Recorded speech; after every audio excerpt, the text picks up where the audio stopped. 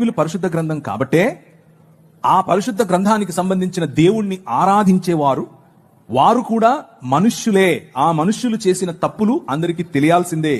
దేవుడు న్యాయ నిర్ణేతగా లోతు, తన పిల్లలు, దావీదు, అలాగే తామారు, ఇలా అందరూ వారి జీవితాల్లో చేసినటువంటి తప్పులను ఎత్తి చూపిస్తుంది.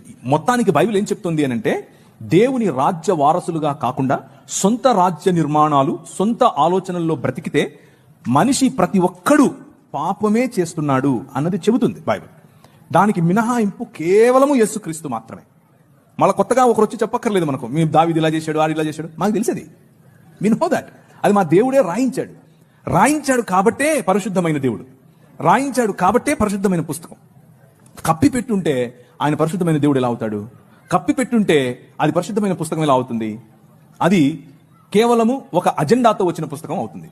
బైబిల్కు మిగిలిన పుస్తకాలకు ఉన్న తేడా ఏమిటి అని అంటే, బైబిల్ మనుష్యులు చేసిన తప్పులను ఎత్తి చూపిస్తుంది, కానీ దేవుడు ఆ చేసిన తప్పులను సమర్థించకుండా వారిని సరైన మార్గంలో పెట్టడం కోసం తన కుమారుడైనటువంటి యేసుక్రీస్తును పంపాడు. కానీ